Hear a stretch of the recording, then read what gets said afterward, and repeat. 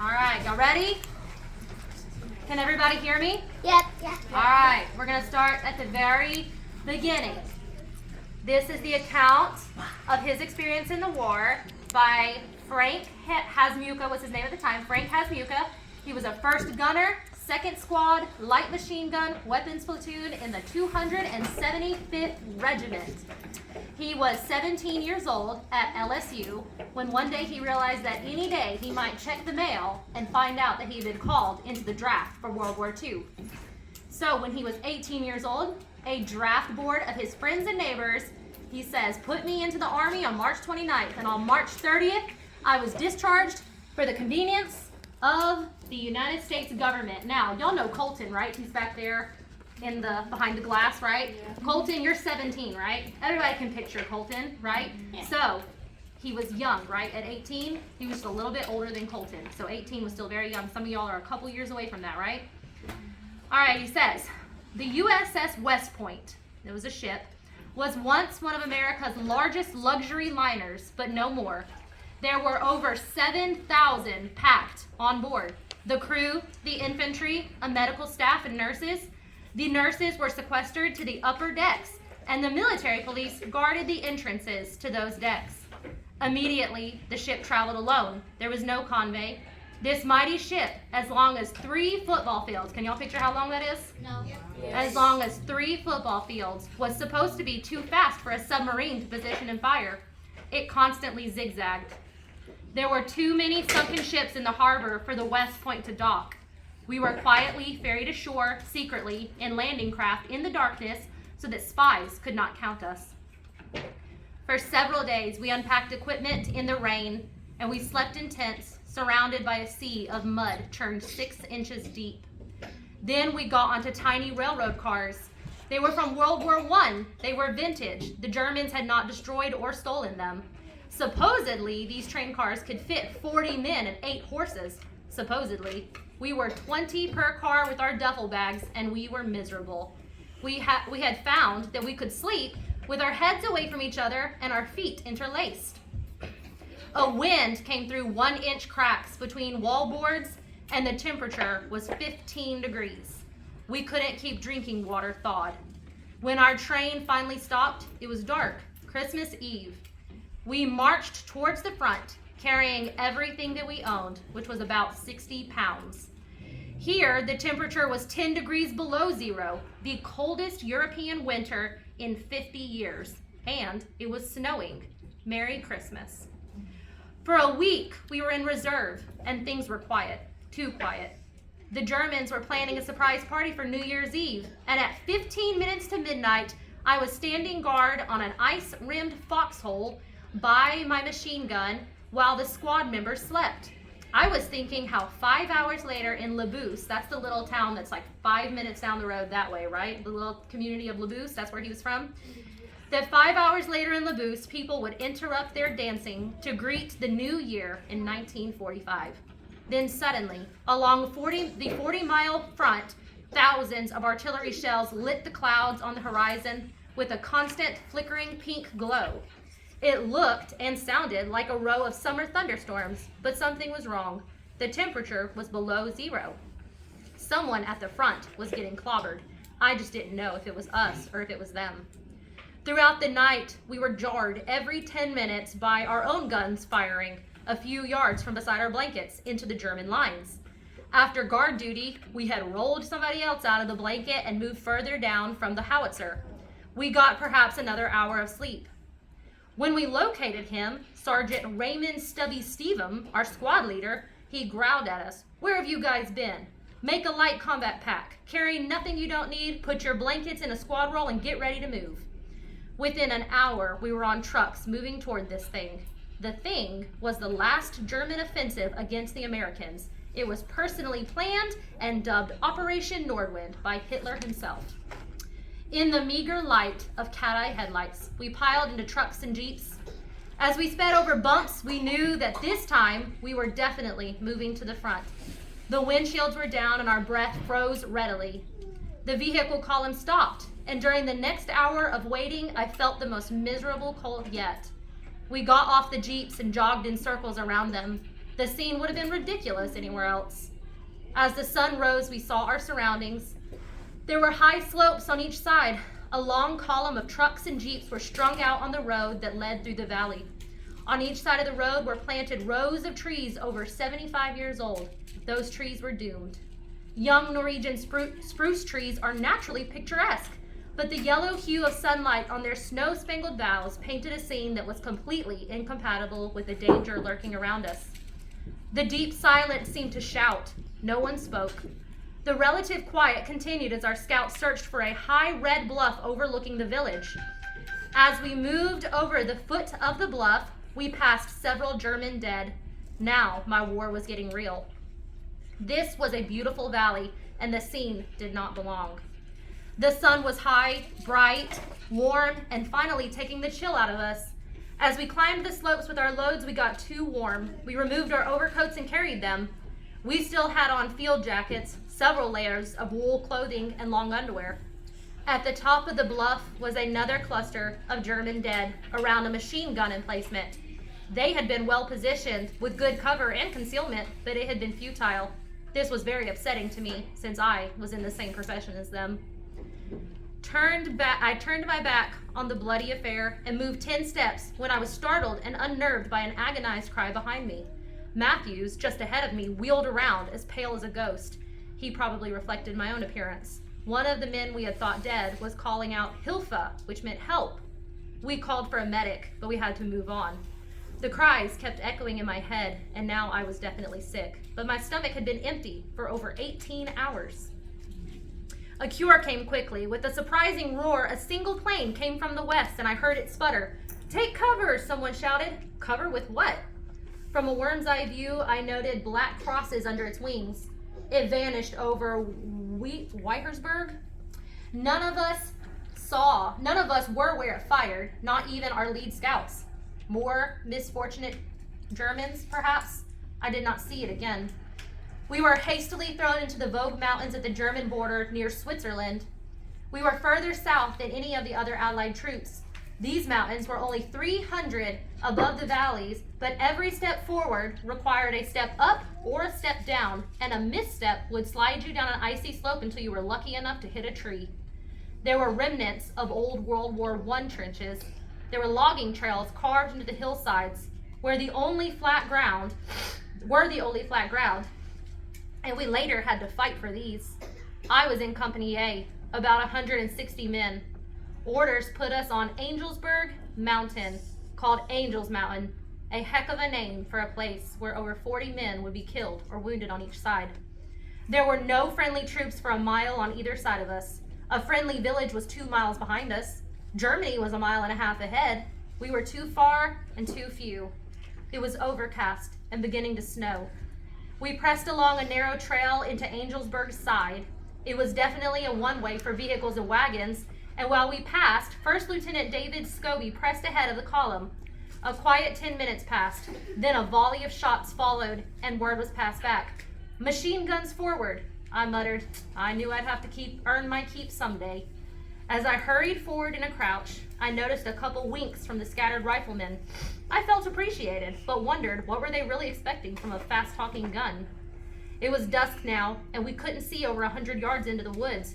Scobie said, "Fire across there, that's where the Germans are." As I pulled back the bolt, I asked Matthews, "How are we supposed to fight somebody that we can't see?" He said, "Well, I'm hoping they can't see us either." With dismay, I watched every 5th round a tracer signaling our position. Alternately, bursts from Herd's gun joined in and signaled his position. I saw one of my bursts enter a Norwegian spruce tree over 2 feet in diameter, and tracers bounced off rocks past it. I would never again feel that a tree was good cover. Scobie ordered a ceasefire and selected a position for our gun above the trail on the north or northeast slope of Angelsberg. Picture yourself in a frozen, snow-covered landscape where most of it is equally horizontal and vertical, and none of it is flat. It was covered by large, widely spaced Norwegian pines and scattered thickets of underbrush. Also, picture 3 miles of this between yourself and any friendly forces you left in Philipsburg yesterday. No one lives here. It is all forest. You are at the northeast nose of a height named Angelsberg, whose outline on a map resembles the left hand of a mitten. It points to Neuhofen, a mile away, where unknown to you, a large enemy force is assembling for an attack. It's dawn, but a foggy mist and overcast will not reveal the sun's position, and it is now beginning to snow. You have not eaten or slept for 30 hours, and there is no prospect of doing either. You are a quarter mile beyond the valley, and by noises you heard before daylight, you suspect that some of the enemy has now moved into the valley. You're in a defensive position, but there is no wire, no radio communication, there's no food, no blankets, no way to dig into the frozen earth, rock, and gravel, and there is no way to get any supplies to this location. You and your foe are trying to ignore the below zero cold, which can permanently cripple your feet. You wondered if maybe this has already happened because a persistent numbness will not let you know. During the night, Sergeant Bonnie Pennell had managed to get to Phillipsburg and return with an order to withdraw to that village. But now you can vaguely see an enemy force several times larger than yours already moving towards Phillipsburg on the road. Most of the enemy has already bypassed you. Now the enemy is on three sides, and you know you cannot return the way you came. This is the situation in which I and 160 men found ourselves on the morning of January 3rd, 1945. This is a scene where each foe will suffer over 40 casualties. Angel's Mountain is a very inappropriate name for this setting. My turn at guard duty came again. We couldn't feel our feet. We slipped off our shoe packs one at a time, rubbed our toes, and stomped our feet. We said very little and listened to the artillery shells humming northward overhead. They crashed about a mile ahead of us and caused flames, which flickered dimly in the dense woods. When we finally spoke, it was about food, or rather the lack of it, for 30 hours. Matthew said that a POW, that's a prisoner of war, a German they had taken captive, had a couple of cans of sardines and some black bread, but someone had quickly confiscated those. The word can reminded me. Maddie, I've got a can of K-ration cheese in one of these pockets. I know it was in my overcoat, but I can't find it anywhere. Wait, this isn't my overcoat. It's 6 inches too short. The shortage had chilled my knees during the night. This is Stubby's coat, I realized. We must have swapped during the midday digging. Before dawn, we swapped again, and Maddie and I divided the undiscovered 2-ounce can of cheese.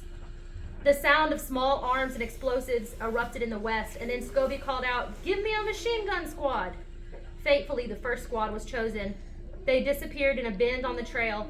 That was the last time I saw them, except for Smith. I had spent most of my time with these men since May.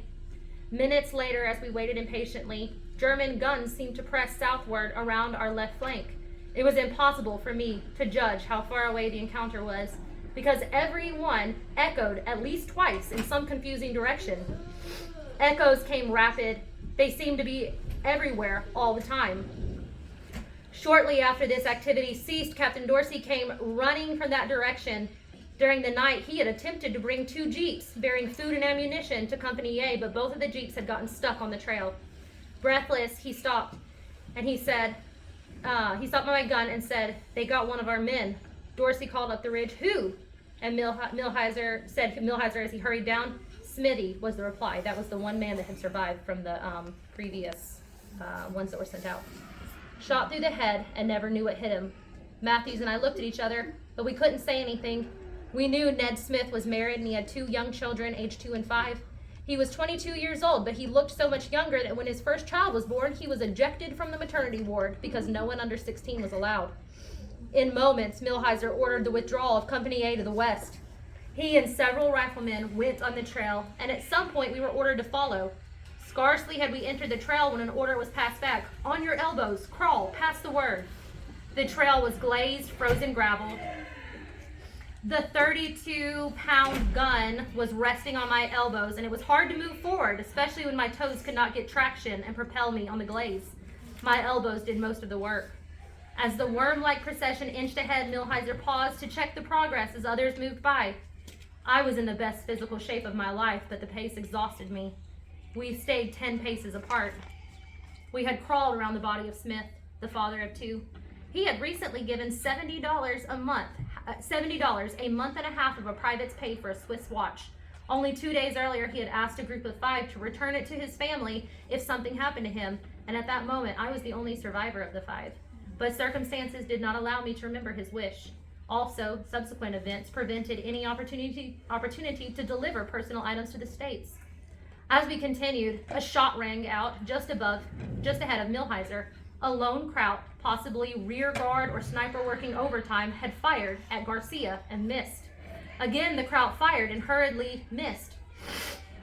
Garcia stood up while the German worked his rifle bolt and fired 3 rounds and quietly returned to us and said, "Got him. He was behind a tree." This was a clear demonstration of the superiority of the M1 rifle and of Garcia's courage. I had to close the gap in the column, so I elbowed on. I had already elbowed about 700 yards. Just as I caught up with Millheiser again, he pointed northwest into the valley. He said only one word, "There." A patrol of about 7 Krauts dashed northeast with rifles held upright from concealment of one thicket toward another thicket. Matthews scrambled forward with the tripod, and I mounted the gun, pulled in the belt, cocked the bolt. I looked out, but the trunk of a large spruce 4 yards away was in my way. I noted the solitary thicket that the Krauts had reached. It was 250 yards away and about 100 yards long. We quickly dragged the gun to where I had a full view of the thicket. Over half a belt of ammo, more than 100 rounds, went into that thicket. The 100-foot drop in the valley was ideal, and considerable practice had made my range estimation second nature. I crisscrossed the area several times until Millheiser said, "Cease fire and save your ammunition." As we struggled another 50 yards and repositioned my gun, a single burst of automatic fire came from that same thicket and struck the tree which had obstructed my position. At least 3 rounds peeled bark away from our side. I reflected that such density of firepower was a waste of precious ammunition. Now the realization began to set in that smokeless powder that we used had betrayed our location. We had been told that a machine gunner, that's what he was, a machine gunner, could only last about 5 minutes in combat. Remorsefully, I suspected that those minutes were being counted now. That means he thought he had less than 5 minutes to live, right? The wait was brief. Their shells came perpendicular to our trail. Their trajectory was nearly flat, and I had never heard the scream of an 88 before. 3 shells exploded simultaneously about 25 yards apart. They burst in the air 50 yards east of my last position, and they were nearly in a straight line. They burst no less than 40 feet above the terrain, but none hit a tree. The man shooting laid a recognizable left-to-right pattern that I watched apprehensively. Echoes across the valley merged with new explosions. In less than 30 seconds, this was repeated, but closer over my previous position. The middle one burst over the trail. In each volley, some GIs were under the first 2 rounds. The next tree would be over us, and I thought back on my training. Something was wrong. They had said shells drop to the ground and spray shrapnel horizontally. That was how the wisdom went. So flatten yourself out to the ground when you hear them. But I wanted to shrink. Why were they bursting without hitting the trees or the ground?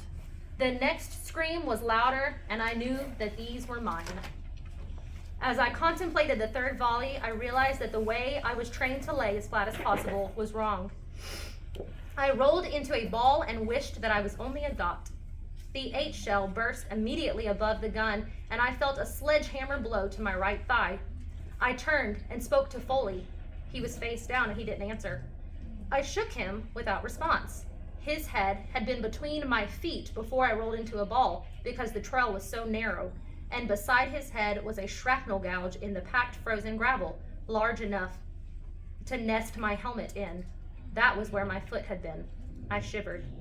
I didn't know if Foley died there or if he was knocked out, but later Matthews wrote and said, "I guess you know that Foley got it," and I saw his name on the honor roll. The date was maybe wrong. I shall never forget how badly he wanted to go home. I lost my spot, y'all. Nearby, Millheiser rose and shouted, "Everybody over the ridge, pass the word." The shelling continued and the tree bursts took their toll. I stood up, but I had no feeling below my right hip. I staggered and my helmet fell over the edge of the trail. I watched it roll more than 50 feet down a 45-degree slope and decided I would not bother to retrieve it in this war. I still had my wool cap on. I looked around and there was Dorsey again. I asked, "Am I hit or not?" He said, "Did you have a hole in your coat?" I said, "No." He said, "Well, you do now." Matthews and Coppola carried the gun over the ridge, and I hopped behind on one foot. Suddenly, feeling returned to my leg without pain, but it would not support me.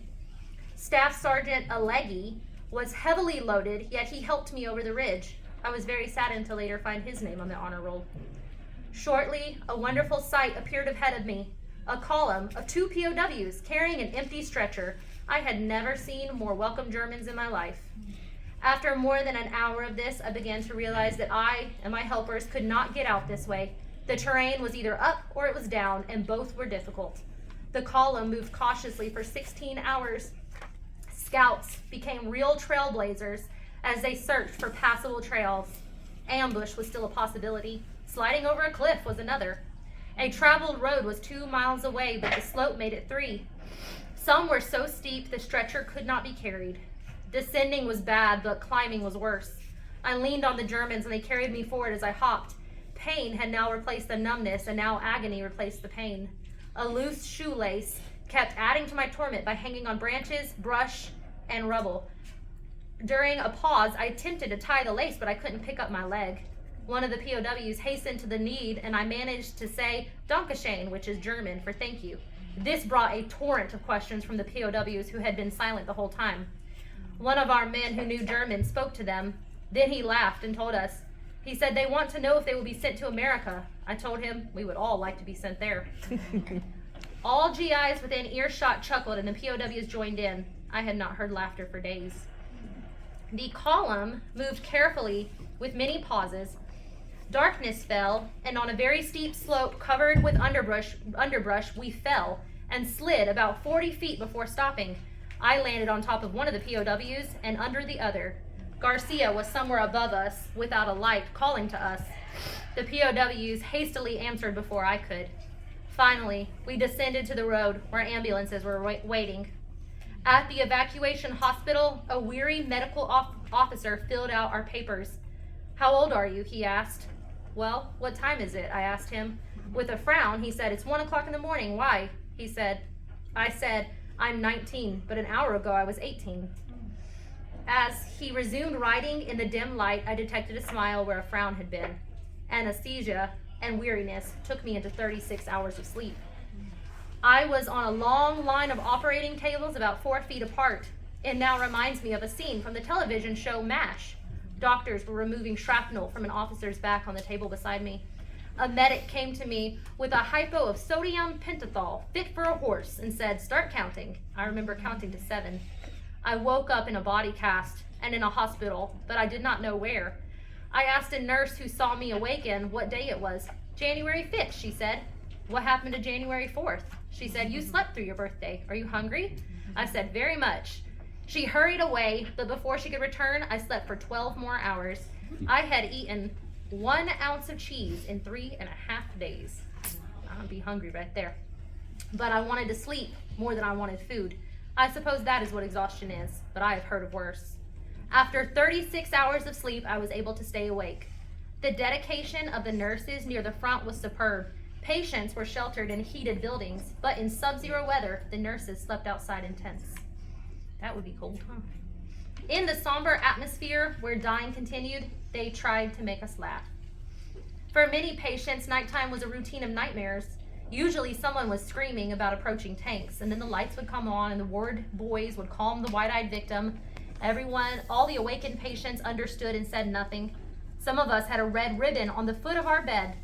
It meant that a penicillin shot was to be given every 6 hours for a suspected infection. I received 120 shots. The drug was new, and it was so scarce that the recipient's urine was collected to recapture the penicillin to use again. Nearly all the penicillin in the United States was allocated to the military. Since December 11, I had received only 1 letter, which I had taken with me on the USS West Point. I now headed home. I moved through France and England to the States, and finally, I got a 30-day hospital leave from the Longview, Texas hospital, but I could not get home. I had come 5,000 miles from Angelsburg and couldn't make it the last 100. Bus routes routes between Shreveport and Natchitoches were flooded. There was 3 feet of water over the deck of the Murray Street Bridge between Alexandria and Pineville. Logs and trees were piling against it. There was fear it would be swept away. Water was pouring into Pineville through the traffic gap in the bridge. German POWs again were sandbagging against the threat. Bayou Marie backed up over the bridges and stayed that way for 2 weeks. The worst winter in 50 years had followed me home to the worst spring. When I finally returned home on May 12th, there were 34 letters on my bed and a full box of cookies. That was the end. And then he said, after writing it later, he said, I acknowledge that I only experienced the magnitude of the misery, not its duration. I am humbled in the presence of trailblazers who fought on and continued to survive for many more months under subhuman conditions. All right, let's see what time it is. Okay, we only have 5 minutes left. Okay, let's see. Ella, do you want to cut on the lights? Thank you, ma'am. That's bright, y'all. No.